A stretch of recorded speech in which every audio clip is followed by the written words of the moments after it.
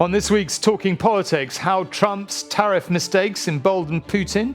He's totally humiliated, and Putin can see that he's in a hole. The ramifications of the Supreme Court gender ruling. What I do find remarkable is just how far the pendulum has swung. And what Robert and Anushka learned from inside Robert Jenrick's WhatsApp group. RJ for PM. So if you're Kemi Badenoch and you know that he's got groups where they're talking about they want him to be Prime Minister. And I did notice that Anushka got chopped before I got chopped.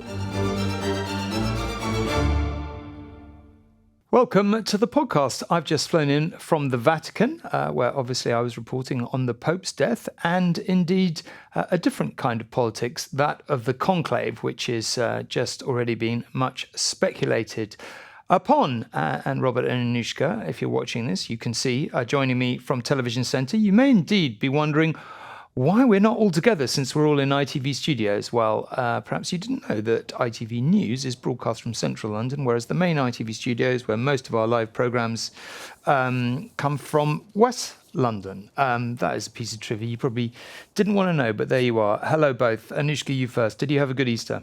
I had a lovely Easter, thank you. Final bit of training for marathon on Sunday. That is a big deal. Are you you're raising money, are you? I should know probably this. And can people donate if they want to? Is that a possibility? Oh, they definitely can. I'm raising money for an amazing charity, Bipolar UK, in memory of my lovely brother, Emmanuel Asthana, who should have been turning 50 on May the 3rd, but who sadly we lost in 2012. What a great cause. So if you're feeling in the mood to donate, please do. Robert, how was your Easter? I started another kind of marathon because I suddenly realised the deadline for finishing the third in my trilogy of political and financial thrillers is looming. So I had to do some fiction writing about the kind of mad world we inhabit. So no sarky comments about the difference between fact and fiction, please. When is your deadline? Let's not go there, Tom, please. It's an issue of some sensitivity. Whenever I've got a great friend I know we've talked book deadlines a lot. I've got a great friend who's just had his novel accepted. He's very excited about it. And I was talking to him about the delivery of the second novel. And I said, deadlines. Yeah, they're easily moved. And I got a communication from my publisher. It was like, or my agent at least, not so much, mate. But there you go. Anushka, you've had deadlines for your books. Do you find them stressful or manageable? Do you know what? I've just received the proofs for my paperback and now have a deadline to go through them very quickly. I find them unbelievably stressful. In fact, when I was writing the book originally, I holed up in a wooden shed in my friend's garden in Penzance for 3 weeks. It was the only way I could get it done. Me, a bottle of wine, my dog at my feet. That was it.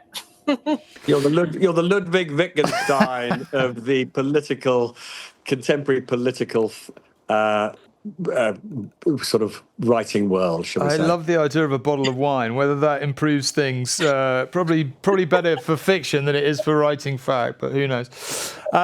Anyway, we're getting a little bit distracted. Let's talk about some weighty matters. Russia, Ukraine.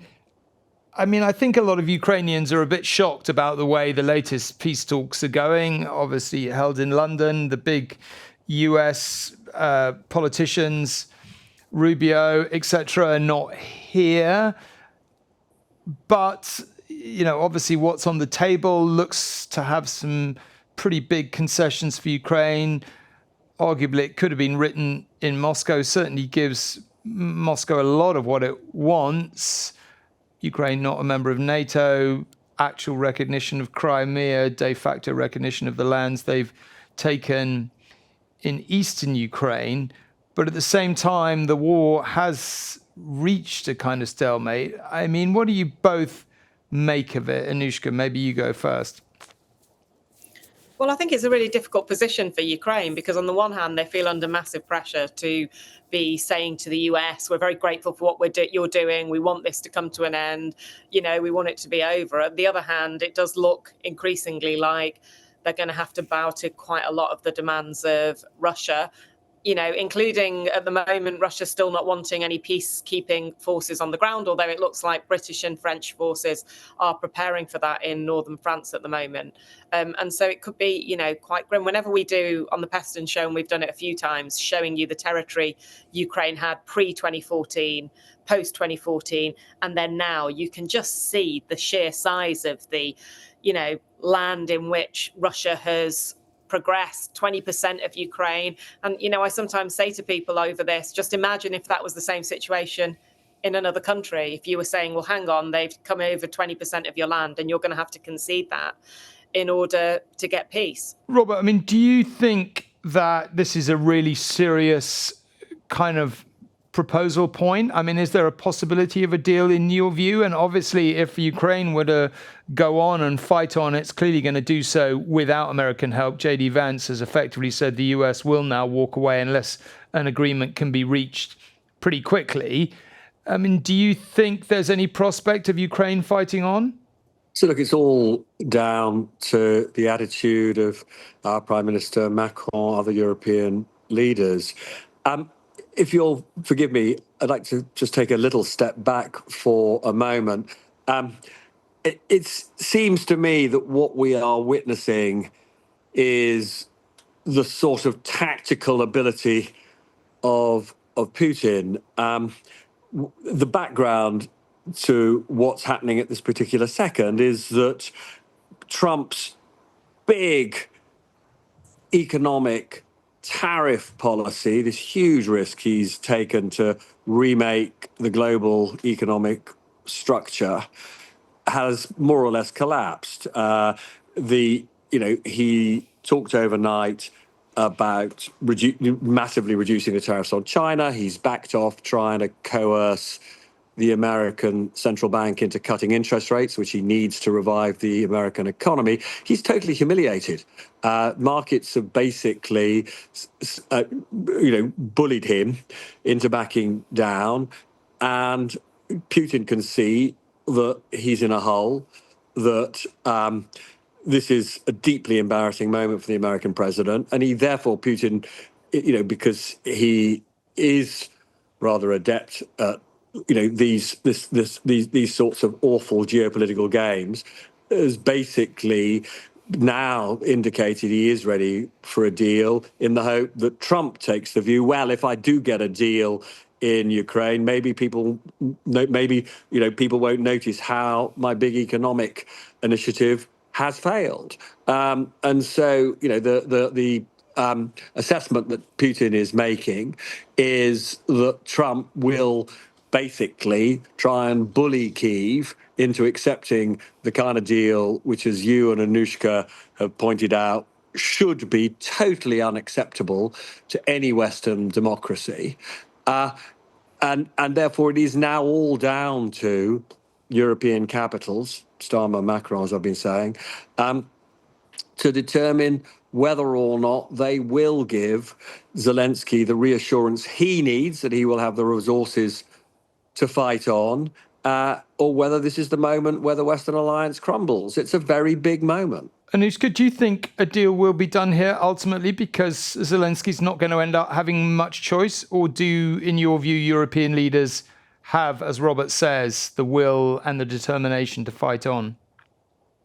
I think they have almost a bigger will and determination not to be on the wrong side of Trump again and again, from what we've seen. So it becomes a very, very difficult circle for them to square at the moment. And I think they've already moved somewhat in the direction of what America wants on this. Already the talk of what is an acceptable deal is something that would have been unacceptable previously. You still obviously get some, pretty strong soundings from parts of Europe. The Polish Prime Minister in particular is, being quite strong. I think the foreign minister was using some particularly strong language there yesterday. But I think, I mean, it's really hard to know for sure. But what I don't think there is mood for is any major rupture with the United States, while, countries are trying desperately to carve out some sort of economic deal that can protect them from the worst of the tariffs. What they don't want to do is completely infuriate Donald Trump, in this case. That said, they will be trying to think of how to kind of almost do both things at once, how they can both protect some of the integrity of Ukraine whilst allowing, both Donald Trump and I guess Vladimir Putin to some extent to feel like they can walk away from this with their own integrity intact. And I think that is a very, very difficult thing to, line to walk down. And I think every time we've talked about this issue, whether it be on the economy or whether it be on defence, we've said that it just can't last, that for Keir Starmer, he can continue walking down that line. At some point, you have to probably step one way or another. Although I do think the language from Ukraine signals at least that they want to find a way to something that would be acceptable. But it feels at the moment like they are a long way from that. We're at a weird moment, aren't we, really? Because Trump's barely, how long has he been in office? It's felt like a long time, but it's only actually a few months. His economic approval ratings in the US are tanking fast. His overall approval ratings are tanking fast. Even if you're a massive fan of Donald Trump, it's just impossible, it seems to me, to argue that, as Robert said, what he's been doing over the last 2 weeks. It's impossible to understand even what he's trying to achieve. Is he trying to achieve bringing American manufacturing home or not? Tariffs are on, tariffs are off. Escalates things to China to a ludicrous degree, then has to, as he did yesterday, embarrassingly backtrack. The Chinese are obviously just sitting there thinking, right, well, we just need to hold our nerve here and wait for this guy to fold, which he appears to be doing. It's just not...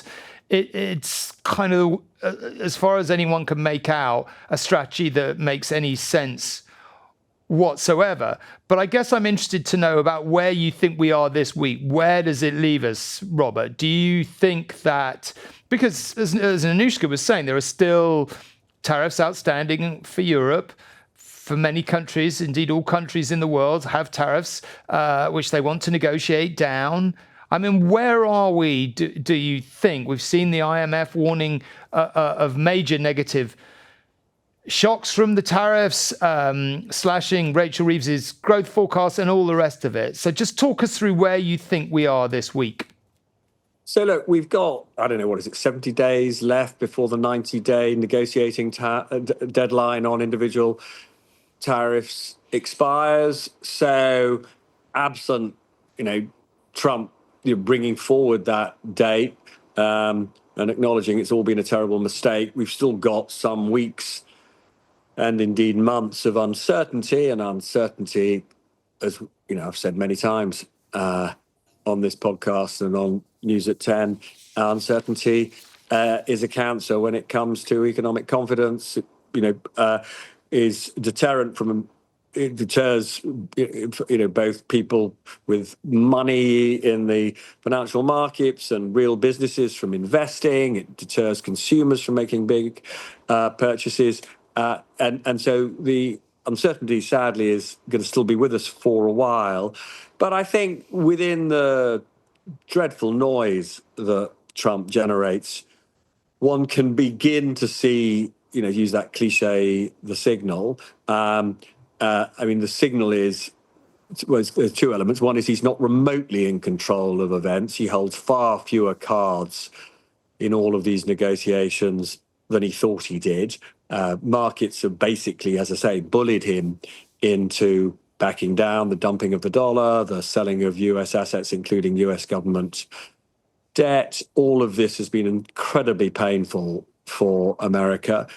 Interest rates being paid by the government being forced up, as investors made clear they really didn't like at all the toxic combination of tariff policies that he was trying to implement, plus, at the moment, still the threat of unfunded tax cuts, the sort of Liz Truss risky stuff that he is still, in theory, committed to. Where I think we're heading, therefore, in terms of the other part of the signal, is that I think pretty much all the really big tariffs will be negotiated away. I very much doubt that America will get much in return for that. There was a very interesting story in the Wall Street Journal that said that a part of the trade deal being negotiated with the UK would be an agreement that America hopes that tariffs on American exports to the UK, American exports of cars to the UK, would fall from a 10% tariff we currently levy to 2.5%. I mean, truthfully, A, we're not such a huge market. B, the idea that suddenly British people are going to be buying vast numbers of American cars with a tariff falling from 10 to 2.5, it's for the birds. I mean, this is gesture negotiations, to be clear. But I do think we are likely to be stuck globally with Trump's 10% tariff because it, raises some useful money for him at a time when he desperately needs money.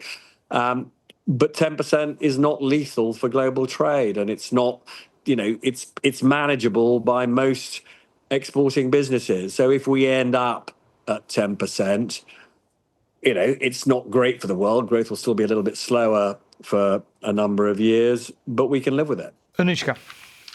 I mean, just a kind of word of caution on approval ratings and so on. Not that they aren't falling, they are falling, but they're not falling quite as dramatically as you might think. So, for example, it's gone from 47% at his inauguration down to 42% approval overall in one poll. In another poll, the move was even smaller than that. It is true that on the economy, people who disagree with Trump are now outnumbering the people who agree with him, but there's still a lot of people in America who agree with him. I was listening to a bunch of voters in Michigan the other day, some of them traditional Democrats who worked in the car industry, and they were pretty surprised by some of the tariffs. They weren't expecting so many different tariffs to different parts of the world, the previous thing, but there was still this sense among a lot of people I was listening to, well, at least he's trying something. The Democrats didn't try anything. Now, we can all disagree on the actuality of whether that's reasonable or not. But what I would just say is that the way a lot of the world feels about tariffs isn't the way the entirety of America feels about tariffs. And there is this sense that, there was a massive problem with manufacturing, and is he trying to at least do something about it? Now, obviously, there are 100 arguments as to why slapping on tariffs in this way isn't doing something about it. And I've also heard loads of small business owners, talk about the fact that tariffs on China have completely put American businesses, on the brink of bankruptcy. So it is obviously more complicated than that. But I just think, just a pause that he's not going to necessarily be seen exactly in the same way across the US as he is across the rest of the world. And so one of the big issues will be, where does he finally come out of this at the end? I mean, we can remember at the point at which he dropped most of the reciprocal tariffs. There was this sort of sense in America, see, it was the art of the deal all along. He was a complete genius. And obviously we have yet to see whether that is the case or not. I thought it was quite funny yesterday when Joel Hills, our colleague at the IMF, actually put to the IMF economists, could Trump actually be a genius, basically? Do you think that he knew about this all along? Which I noticed mainly got a laugh in the room and no answer. But it does just make me wonder. I just think a tiny bit of caution on how Americans are changing their opinions on him. And I think in America, the other issue is that the Democrats are still a little bit all over the place. Like, you get a very different response to the tariffs from, say, the governor of Michigan than you do from some of the congressmen and women from other parts of the country. And I don't think there's no clear leader, obviously, and there isn't at the moment a very clear argument against him within the domestic political scene there. I think just one final point on this. I thought the interesting thing in the polling, you're quite right to inject a note of caution. I think part of the reality of it, of course, which we all understand, is that Trump's vote is, core vote is very, very solid, and it's extremely hard to eat into that because they will support him in almost anything he did. The one thing I did think was interesting was that the drop has really been quite dramatic, obviously amongst the relatively small number of independent voters that got him over the line to win the presidency. Now, I guess, they were people who voted for him largely, I would say, on economics. That certainly seemed to be the data, and who did so hoping he would deal with inflation and all the rest of it. Now, maybe if the economy stabilizes again, some of those people will come back to him. But it did seem to be quite dramatic, the shift in that not very numerous but politically significant group. Let's come back to this country because there's some quite, big political issues here. And the two things in particular I wanted to talk about. One is gender. After it's been a week since the Supreme Court ruled on the definition of a woman, and I also want to talk about the kind of cozying up, for want of putting it a better way, between the Tories and Reform and where that might go. But the issue of gender came up inevitably at PMQs, and this is how Kemi Badenoch used it to attack Sir Keir Starmer's changing position. Does the Prime Minister now accept that when he said that it was the law that trans women were women, he was wrong? This government's approach and my approach has been as follows: to support and implement the Supreme Court ruling, and we will; to continue to protect single-sex spaces based on biological sex, and we will; but also to ensure that trans people are treated with respect. This is a question about moral courage, Mr. Speaker, about doing the right thing even when it is difficult. And the truth is, he doesn't have the balls. He hounded a brave female MP out of his party for telling the truth he accepts now. And now he is hiding behind the Supreme Court judgment. And isn't that because he doesn't know what he actually believes? I've always approached this on the basis that we should treat everyone with dignity and respect, whatever their different views, and I'll continue to do so. A reference there to the to Rosie Duffield, if you're wondering what Kemi Badenoch, I think that's correct. Both of you will correct me if I'm wrong, but I think that was the reference that Kemi Badenoch was making there. Can I ask you to just generally, both of you, how you think Keir Starmer has dealt with this issue? But I guess one question a lot of people may have at the end of this is that, in one sense, in terms of how the Supreme Court judgment translates into government and politics, one thing is relatively clear, that certain safe spaces, if you want to call them that, whichever terminology you want to use, for women can be protected for women as defined biologically at birth. But it does seem to me to leave open the question, partly because the judgment was, a ruling under the Equality Act, and it made clear that that trans women are also entitled to protection under the Equality Act. But what is the government going to do about that? I mean, are we looking at 3 different types of bathroom everywhere you go in Britain? I mean, how do you think that plays out? So Robert, maybe you go first. Could you just give me how you think Keir Starmer's handled it, but also what practically this means in terms of government? I'm not sure it's the best look a man asking a man about the definition of a woman, but no, I'm specifically not asking about that. I am going to answer the question. I think, look, the logistics of this are complicated for employers, for example, and I've spoken to a number of employers, and if you are an employer that has, for example, all your loos are cubicles, then they are all sort of gender neutral and you haven't got a problem. But if you've got lots of older businesses have loos, pubs, for example, have loos, which are very clearly, men with urinals, men's with urinals and women's with cubicles. I mean, there are definitely going to be costs for businesses in making sure that, trans people have a space of their own. I mean, I think one shouldn't underestimate, also, before we get on to the politics of this, how unbelievably upset, if you've got a gender recognition certificate and you were diagnosed by a doctor with gender dysphoria, and he went, it's a major undertaking to get a gender recognition certificate, and you did that because up until now, you were clear that, you were a woman and you took it for granted that you could use female spaces. And now that you're told you can't, many trans people are feeling incredibly upset. They feel as though society has basically rejected them. So you're right that, of course, the rulings said that the rights of trans people are obviously, we hope, going to be protected.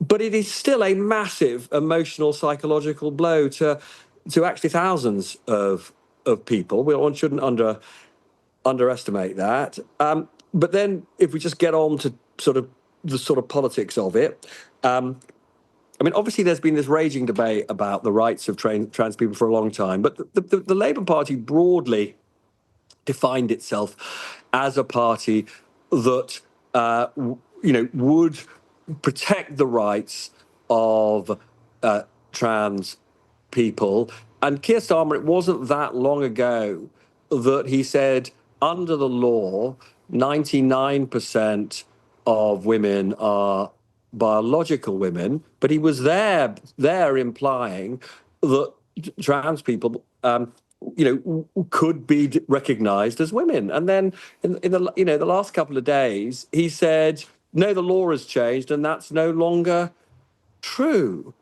And I do think for many people, it's not just Kemi Badenoch or members of Reform who make that point. For many people, they will just ask the question, why is it that it takes a court to persuade you essentially on the definition of a woman? So it's really messy, it's really complicated, and actually I think in many ways just terribly upsetting, because there are vulnerable people here who I think understandably feel that they've been led to believe that they could carry on a particular kind of life, and now they've been told they can't.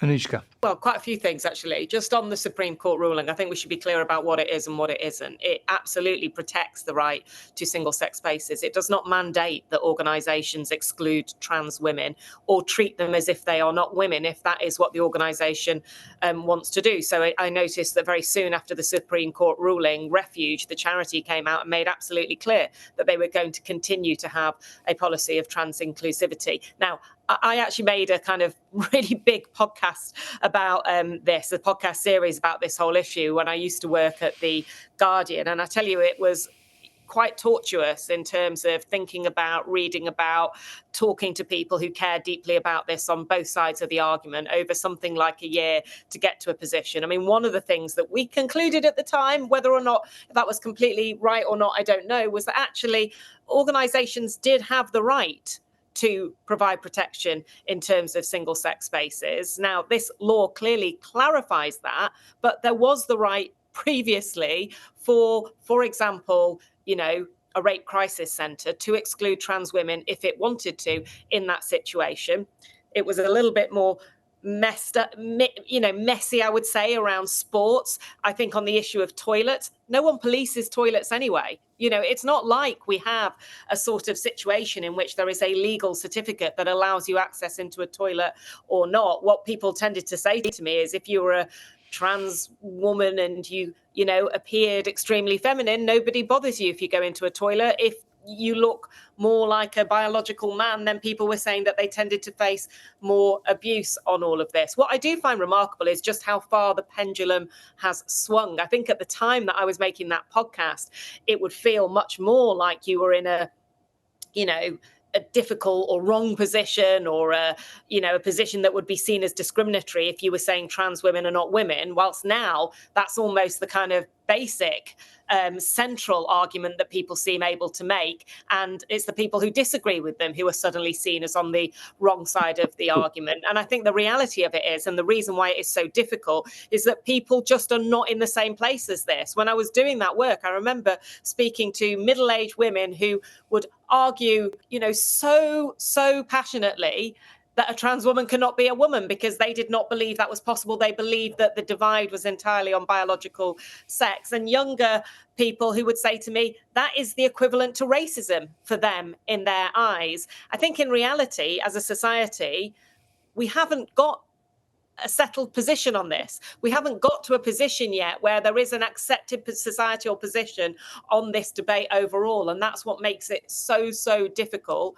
But I do agree that we shouldn't lose sight of the fact that actually on both sides of this debate, you have some very, very vulnerable individuals. And I think what Keir Starmer was trying to do, although it is unquestionable that he has shifted his position on this, I think what he was trying to do at Prime Minister's questions this week was to say, let's not turn this into a political football, let's take the heat out of it.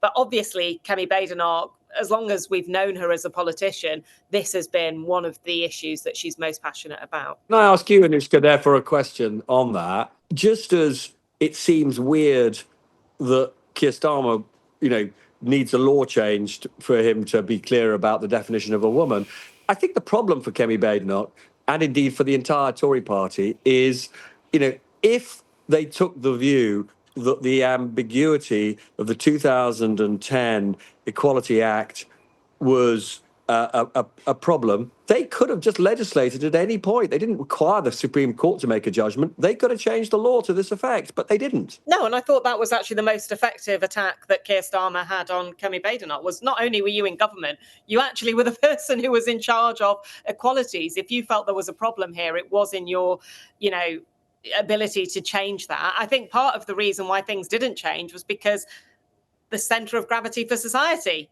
hadn't changed at that point, that we were still in a position where we were grappling with what was right on this, and gender critical feminists were, I think it is right, seen as more, that their arguments were seen as more unacceptable a few years ago, and now their arguments have moved to the centre of gravity on all of this. But I think that is a big question for her. And the other question I have as well is that whilst I do think this is something that a lot of people care deeply about, I think one of the things we often show is that it hasn't got the salience of, say, the cost of living crisis. And I do think that Kemi Badenoch, both as Conservative leader, but also when she was business secretary, seemed to speak a lot more about issues like these than she did about the economy. And whilst they might think, I don't know, presumably their polling suggests to them that this is something that has cut through with voters, I think they do have to be quite careful, because even if most people might agree with the sentiment that what Keir Starmer said years ago about,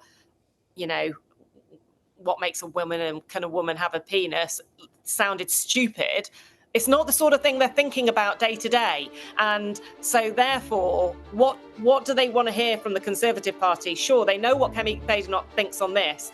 Do they fully understand what she thinks about the economy and how she's going to change the economy? OK, let's just deal finally and briefly with the question of reform. Shadow Justice Secretary Robert Jenrick's absence from PMQs was noted after it was reported he's privately urging the Tories to work with reform to avoid competing with each other. This is how the Prime Minister addressed it in the Commons. Mr. Speaker, the mask has slipped just 1 week before the elections because the Shadow Justice Secretary is not here.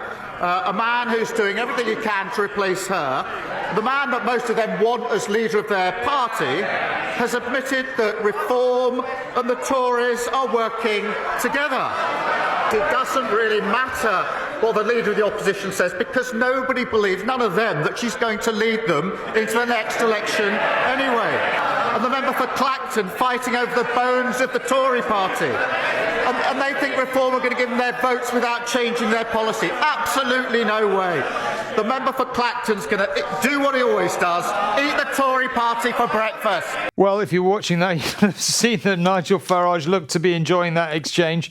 Keir Starmer too, perhaps enjoying it. I mean, what do you both think? Anushka, maybe you go first. I think I would just say, if I were the Tory party, I'd be very, very wary of pacts or cooperation with reform. Maybe you both disagree, but I think I'd bear in mind what happened to the Liberal Party, essentially replaced by the Labour Party in British politics. You can have a major party essentially replaced, and I think the Tories have to be very careful. Personally, I'd say they're in a do-or-die battle with reform. I don't know what you both think. Anushka, you go first. Yeah, I mean, we saw what happened in 2010 to the Lib Dems. If you're the sort of more junior partner in an official pact in UK politics, you basically don't survive. So it would almost be like signing their death certificate. The only point at which the Conservatives get to the point where they might sign that is where they think it's either sign that or they're dead anyway. I think Robert Jenrick's comments on this could be read both ways. He said he's talking about voters rather than a formal pact. I think you could read it either way, although I should tell you that, I definitely can see why Kemi Badenoch would be quite twitchy about Robert Jenrick. I actually got added to the WhatsApp group by him. Did you, Robert? Robert Jenrick set up. We all got. It was that was one of the funniest episodes. of You better explain it. Our recent professional lives. So after the Supreme Court result, Robert Jenrick set up a WhatsApp group of, he thought, sympathisers who would all get together and crow about their great victory, and both Anushka and I, slightly to our surprise, discovered that we were part of the group. I'll tell you, Anushka, also to my great amusement, that I think I survived as part of the group for 20 minutes longer than you did. We all eventually noticed that they had the wrong people on, and they started culling them. And I did notice that Anushka got chopped before I got chopped. What is it about politicians adding journalists to group chats? Sorry? I was very quickly taking screenshots before I got taken off. It started off with a group called Marathon. It became a group called V, which possibly meant victory. But the two messages that I did manage to get in here were from colleague MPs. Superb victory for common sense in yesterday's Supreme Court decision, from one. And then the next one, so pleased, common sense won through. Well done, Robert, for championing straightforward logic, followed by RJ for PM. So if you're Kemi Badenoch and you know that he's got groups where they're talking about they want him to be Prime Minister, I would be a bit. And I think, we probably should spare. So I happen to know that there are a few journalists who were not evicted. Shall we spare their blushes and not name them? Definitely not. Okay, that seems like a good place to leave it. We'd better go. We'll be back soon for more Talking Politics. If you haven't already, please do subscribe on YouTube or on any podcast platform to make sure you never miss an episode. But thanks very much for joining us.